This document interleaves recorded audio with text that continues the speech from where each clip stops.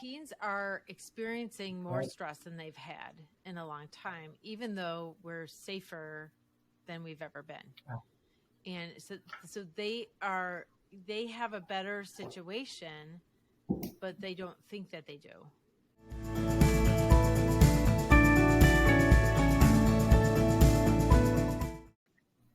Hi, everybody. Welcome back to Parenting on Purpose. We have such an amazing guest with us today. I'm so excited to share her with you. We have Miss Jody Amen. She's a best-selling author specializing in kids' stress and stress management, and she comes to us with 20 years of practice in the family health and therapy space. So, yes, thank you so much for being here. I'm so glad to be here. Yeah, I specialize in teen mental health. And so I have a book out, Anxiety, I'm So Done With You. It's a teen's guide to ditching toxic stress and hardwiring your brain for happiness. And, I wrote the book for teens, but parents and educators and even therapists are reading it as well, because we're all grappling with, oh my gosh, these kids are suffering so bad. Yeah. We feel helpless to help them, powerless. That makes us anxious. And I really want to give people tools. But first of all, I want to give them hope that we don't have to stay like this. Even though it seems like it's getting worse and worse and worse, there is a way to reverse it and go. That's amazing. I love that. That's incredible. So I want to get into your book. I think that's a fantastic structure for this conversation. If you maybe want to give a little bit about you and why you decided to take on this task, and then please walk us through some of the tools in your book that we can use with our kids to help and probably help us as well. Yeah, that is true. That is true, because we are anxious as well. Well, the book's different than other people who teach on anxiety, because a lot of people who teach on anxiety are teaching coping skills to calm down once you have it. That is really the method. But what I do is I take down the power of anxiety. So we deconstruct anxiety as a problem. And when I say anxiety, I'm really lumping in depression, anxiety, negative thinking, overwhelm, stress, all of that actually is the same hormone. It's all adrenaline. And so we think about these things as all different, self-doubt, and we think about resistance, so we think about them as all different things, but actually it's the same mechanism. It's upsetness, if you think about it as upsetness, but you can't put that in the title of a book. People don't know what you're So it's the adrenaline hormone. But anxiety, it's all adrenaline, all of it. And so anytime you're upset at all, frustrated, angry, worried, confused, all the same hormone.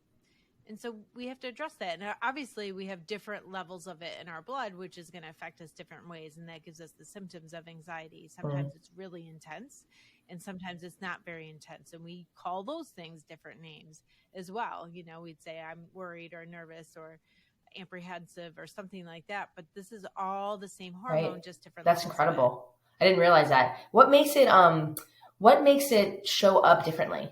Right? Like, is there different levels of like you're being upset, or is it kind of different for different people, or how does that work? Exactly. So there's different levels in your blood, so that would change how it's felt. And also we make meaning around our feelings, and that really changes how it feels. So how we think about it. So if we feel the adrenaline going off and we think about it as like, oh my gosh, I'm out of control. Oh my gosh, I'm in a problem. I'm different. Something's wrong with me. Of course, we're going to experience that totally different than if we feel the adrenaline going off and be like, oh, that's adrenaline. That's because this just happened. I almost got, I stopped fast, and of course I have adrenaline from stopping fast. Like, if we understand it and know about it and we're not afraid of it, it goes away really quickly. If we are like, what is this? What is this?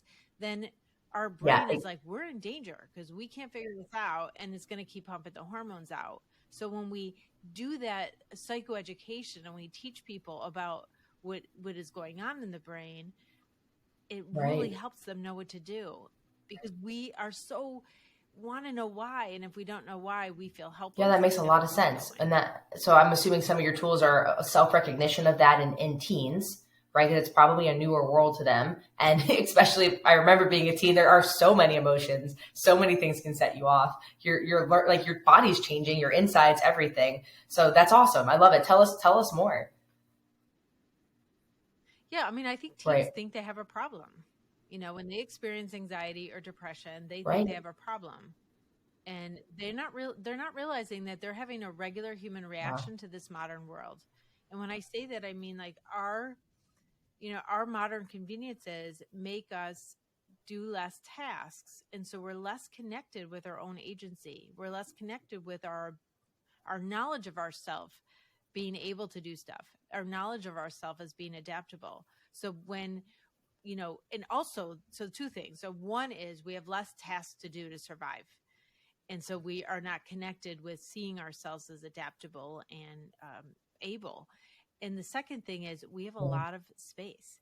Our brain developed for millions of years to solve problems. We don't have as many problems, and so it has to kind of make up some, or it does something because it feels like it's not Exactly. keeping you safe if it doesn't have It's so those funny you said that. Like, capabilities. I literally was in the shower last night and I thought to myself, like by and large, I mean, we have incredible lives. Like if you look at the spectrum of human like existence, no bubonic plague, no saber-toothed tigers, no like, ice age. Like we're pretty insulated from, flight or flight. Now we experience it more like, someone says something cross to us. We read a Facebook post, it makes us feel a certain way. And it almost made me like question the human condition of like, are we not meant like there's a homeostasis, but are we just not designed to stay there? Like we're almost designed to be uncomfortable. So, and I think that has been self-serving in our existence because it pushes us forward into ingenuity and invention and, progress and different things. But at the same time, it's like, it kind of causes a mental health dilemma because we're never like know how to be at peace all the time. Maybe it's just me. Yeah. Well, I think it's like, I mean, I don't think that we're designed to be uncomfortable because we could use that. I think that we have that capacity because the Right. world was uncomfortable Right. for millions of years. And so we needed that to survive that. And now we are a little bit more comfortable, but we can't stand being uncomfortable because our brain is reading it like the discomfort in the past, which was Yes. really actually dangerous. Our discomfort now is not as dangerous. I mean, depends. Of course, there's a lot of Yes. people in dangerous situations right now, but uh, it's all relative, of course. But when we are safe and feel uncomfortable, our brain is experiencing, our reptilian brain is experiencing that as if Yep. it's a dangerous situation. And we have a mammalian brain that we could override it. Most people don't Right. know that they can do that. If you don't know that you can do that, you just think, "Oh my gosh, I feel terrible. I'm out of control, and this is Right. awful. And what do I do about it?" But you don't realize, like, we can override It's that. your older That's your brain. reptilian brain. Right. Yeah. Yeah, trying to protect you. And we could say, okay, I don't need it right now. I give people a script. It's like, thanks, amygdala. That's the part of your brain that releases the adrenaline. Thanks, amygdala. If I needed you, this would be great because it is Yeah. great. I mean, our fight There or to keep us flight, alive. if we were actually in danger, it's kind of Yeah. superhuman stuff. It's kind of cool. So I flipped the script. Instead of being afraid of it, it's like have Love this. gratitude. It's like, thanks, amygdala. If I needed you, it'd be really great, but I don't need you right now. And repeating that over and over, you Oh, actually could untrigger the amygdala with stuff that it's been triggered for in your life or it like seems like it previous releases a lot experiences. of like pent up energies or traumas or things, right? Like I have a 3 year old, so I go straight into toddler mode when I think about that because your mammalian brain doesn't necessarily develop till you're a little older fully. So that's amazing. So by overriding it, if I'm understanding correctly, it means first recognizing that you're being triggered, your reptilian brain. And then I love your approach of showing gratitude for it because it has kept us safe and it still serves a purpose. And then now your emotions are more of like a place of equanimity where you can decide from a better state of consciousness, I don't need to choose to react to this. I can just move on. Right. You're in a witnessing state instead That's of like amazing. the feeling state. And so right away it regulates your nervous system. And so it regulates your nervous system, and then you feel better. But like if Yep. you don't feel powerless, right? When you understand these things. So when I teach in the book, I teach people the biology of anxiety so that they could learn all of this. And then I love they know this. what to do, right?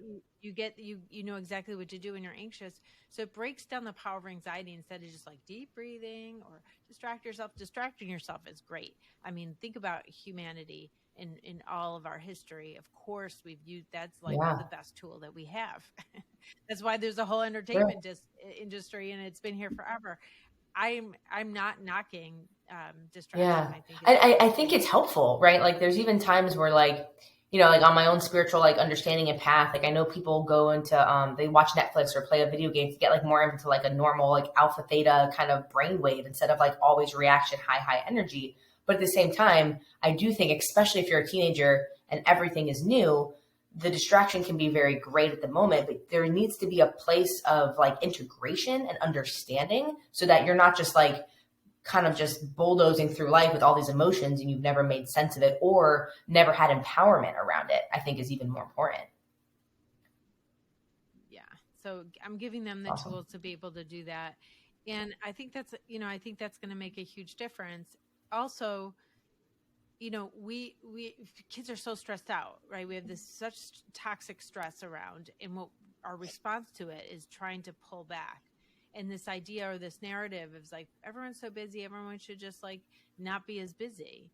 That actually is Sure. not good for our brain to not be busy, but we don't want the pressure. It's like there's this pressure. We're less busy actually, but we have a lot more pressure. We want to get rid of the pressure and actually be more busy, but with invigorating and life Love it. giving and relational, community building activities.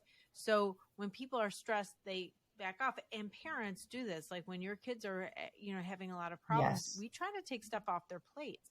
And you could watch my TEDx Wilmington talk. It's about anxious kids. So Amazing. if you're a Yeah, parent, like watch that. But if they, we take things off their plate, that's actually not because we're exactly. telling them We're that they can't disempowering handle them. stuff. Yeah, and we're validating that they can't, and that's a huge problem because we want them to. And it's not like, of course, you're going to be compassionate, and yes, there's going to be a little bit of like, I'll help you, where because you want to show Yep. them that they're not alone, and there's a community around them, there's backup, of course. So it's not like leave them. That's not what But I'm help them saying. figure it out for themselves But so that they feel empowered next time. yeah, don't take everything off their plate and have them not Right. doing anything. That's not going to be helpful to their mental health at all. They need to be involved in doing stuff, and because Yep. their brain needs something Yep. to figure out. And so creativity is the best way to do that. We don't need a problem to solve because creativity actually Yep. is Yes. problem solving. You have to figure it out. It's like, oh, what color should I put on this side, and how should I design this, or you're making decisions and solving problems. So it's the best way to use that Yep. energy, or having a goal. So if it's a sports goal or something, if you have a goal, then you're working towards that goal, and in that way, you're using that element of your brain. If it's not being used, Right. it will look for Yep. problems. That's crazy. That's true. I just had like a huge like mental shift. Yeah.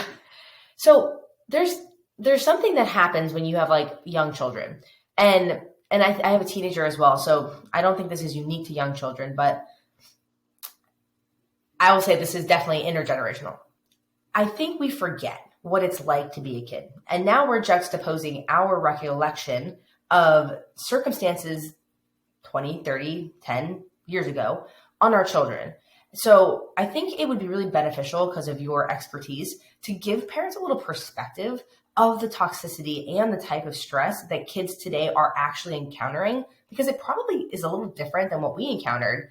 And certainly the tools in today's world are much different in terms of how to help integrate that. So I'd love for you to speak on that for a minute, if you don't mind.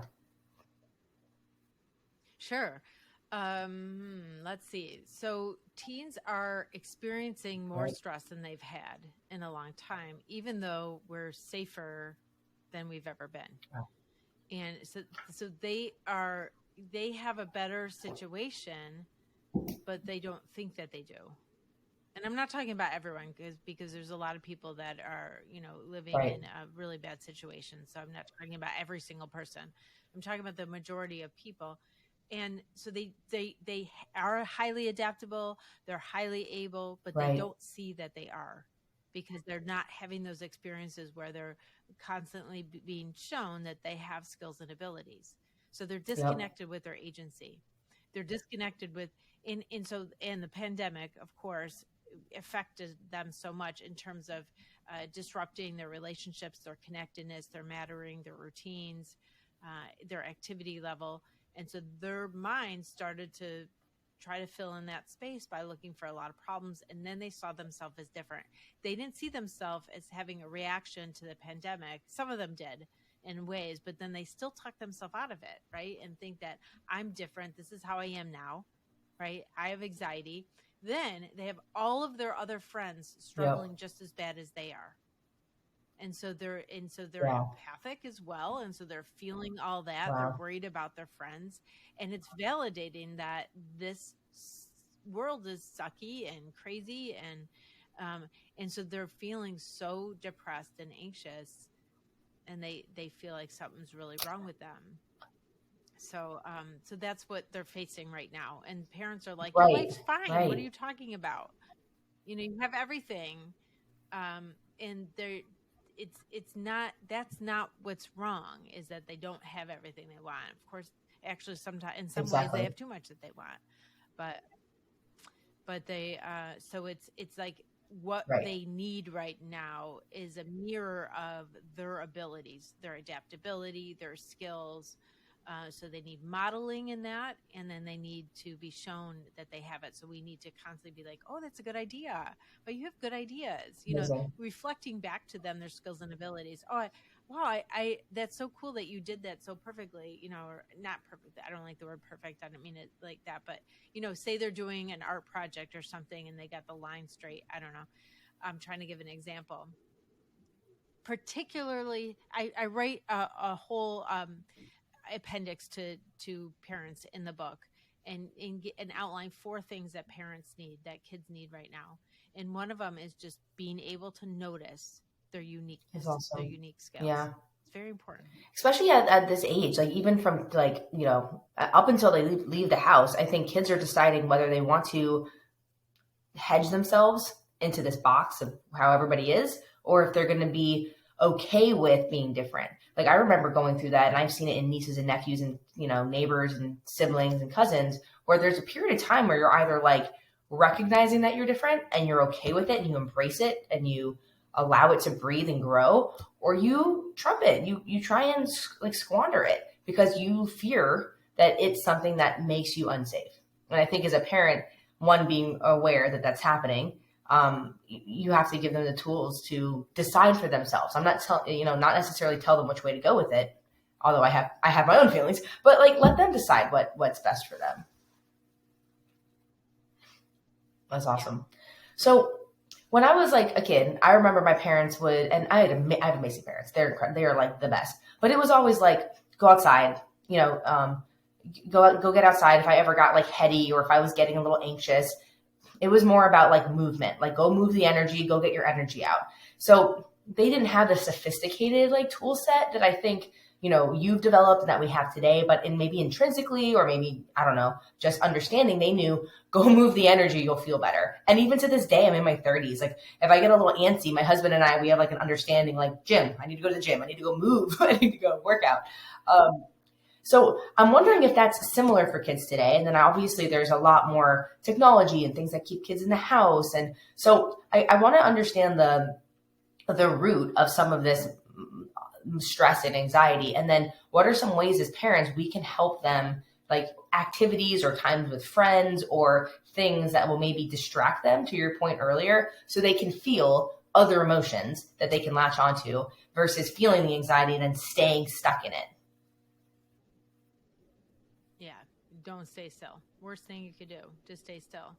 Yeah, kids who are, they have a sports season and they have no anxiety, and after the sports season, they have anxiety, right? Movement, first of all, it balances, all of the hormones in our body in a way that, makes us and builds the endorphins up, and so it makes us feel better.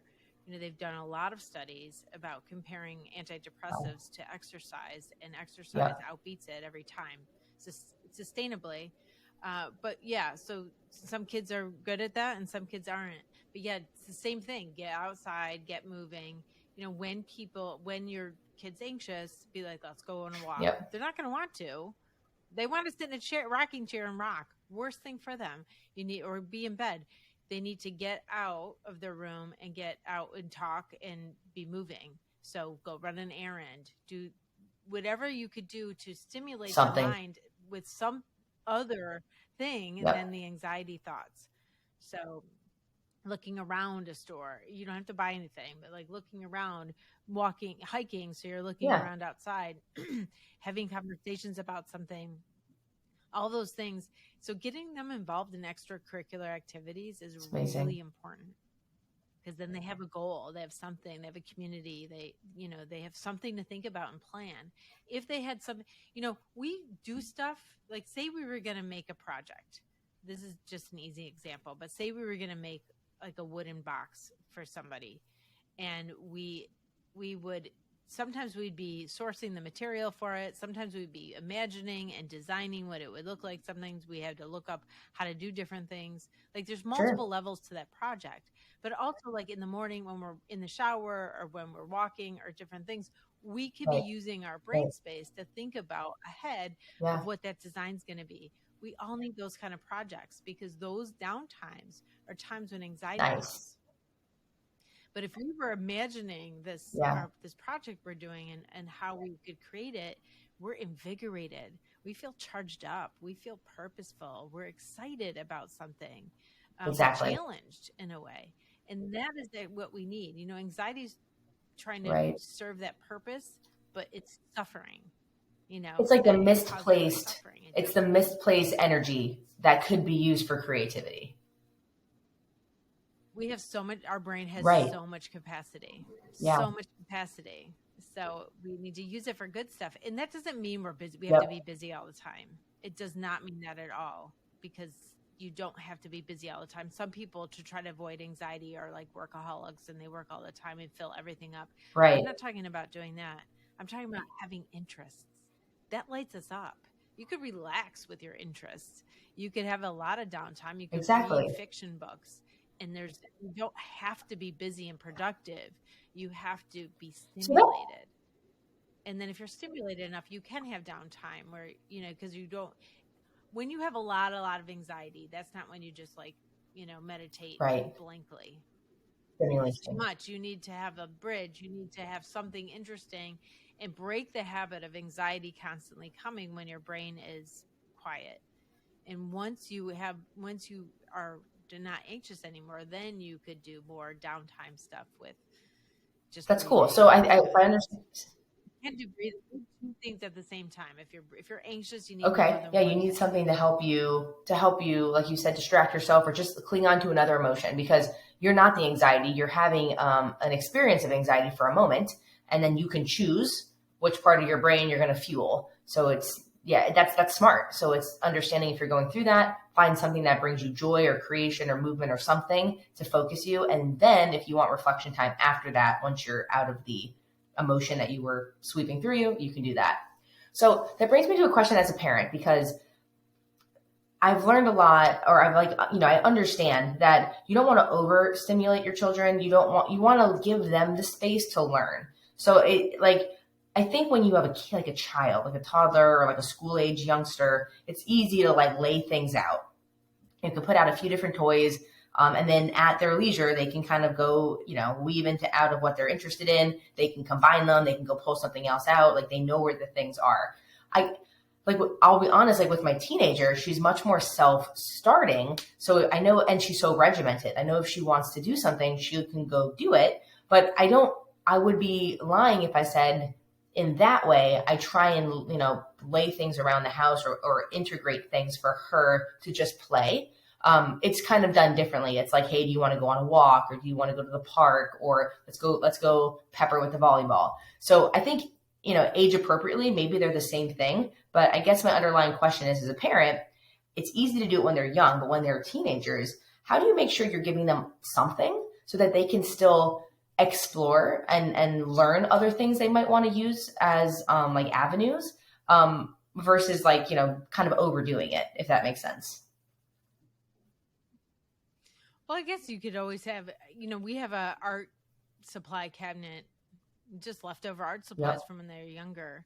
And, often we go in there if you need something, or, there's a space dedicated Yep. to art supplies.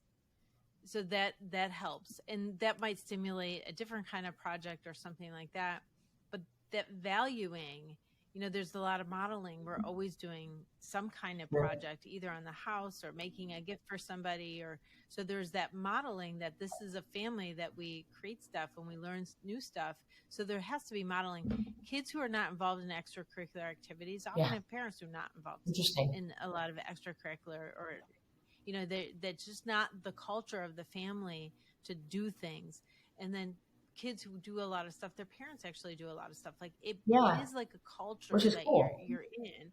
So if you're a family that does a lot of art projects, and I don't mean art projects, but bake, or make a cake special for somebody's birthday, that kind of, or design if you had a party, you have a little bit of a theme, like Yeah. you're just a creative person, and you don't have to be really creative. It could be something else that you do, that you're organizing, Yeah. whatever. I don't know. You help somebody. That's a culture in your family. You help other people.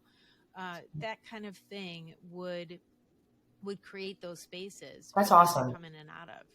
They may get involved in a volunteering for something, or there's so many that Really, options are it's true. And I endless. think sometimes it's easy to overthink this because we just are like humans, kids, teenagers, like we're very good at like filling the space. But if you notice that your teen is struggling with anxiety, I feel like maybe they do need a little help filling the space. So that's cool. I appreciate that, Mir, as like, what are you doing? And it's funny as you said that, I found a little relief because I'm like, I'm always up and moving. So I don't know if that's a good or a bad thing, but at least my kids know to like get up and do something. But it's cool, right? Because then they'll feel like they can get involved, which I really love. That's awesome. Yeah. And then they have to learn how to rest. They have to learn how to Yeah. ask for help. So you want to be modeling all the stuff, but you want to model like how to have fun. So yeah, you're up and moving, but having fun? Are you always feeling like you have to work? Does Yeah. everything have to be perfect? Those things affect them too. If you're moving because you enjoy it, and they see you Yeah. laughing and having fun and being with people and making people feel happy around you, like that's amazing. I mean, I'm not trying to raise the standards of parenting, but think about trying to fit some of that stuff in your Oh, day, and exactly. it's That's kind of how this whole thing came to be, is like, I think we realize like we've all felt a little bit of disconnection or something that made us think this wasn't always this way, or I want to do better, or wouldn't it be cool if, even if it's just playful, it's not self-deprecative. It's just, I think we can make this better, or it's not even something we experience, but we see it in our kids and we realize it's a result of an environment that we've created. So, I mean, there's nothing wrong. It's just a tool to try to play with, to have fun. And like you said, it'll bring you so much more enjoyment and fulfillment. And I think that's what we all really want out of our lives, right? Is just to enjoy the moment with who we're with. Um, and, present, peace in the present moment. I think parents put a lot of pressure on themselves too. So I just want to put that caveat in here. Like, you are doing so much better than you think you're doing, and stop judging yourself. You're Yep. doing awesome. And I think that's a message that we really have to tell parents over and over, because they are beating themselves up for every It's single true. thing. The kids, your kids are struggling because this modern world's a little bit, causing it. It's not all bad. I don't want to make you afraid that, oh my gosh, Yeah. what did I bring kids into? Yeah, we all think Yeah. about that sometimes, um, but not blame yourselves for everything, and then not question. Sometimes we do a parenting intervention. We say something or do some kind of discipline, and the kid does the same thing again. And we have to do it again and do it again, and we're like, I don't know what to do to make.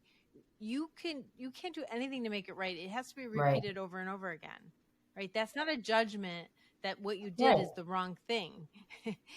It's a That's what kids are like. You have to just repeat it over and over and over again, and they might get it 10 years later, but that doesn't mean it's wrong, because it didn't like It's fix it true. immediately.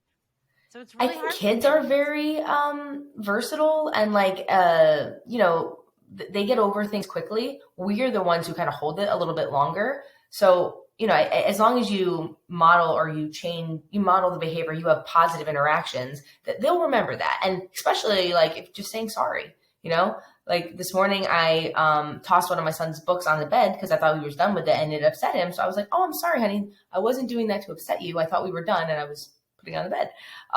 So they might misconstrue what you're even doing at a younger age, and it's just recognizing it. And then he was totally fine. Like, but he took my emotion, or what he perceived was an upset emotion from me, and he got like instantly upset. So that instant mirror or model. And then when I explained to him that it was not out of a place of upset, I was just moving it, he was happy. And I said, sorry. And it's just cute to see how like quick they're on to the next thing. I think we could learn, we could learn something from that.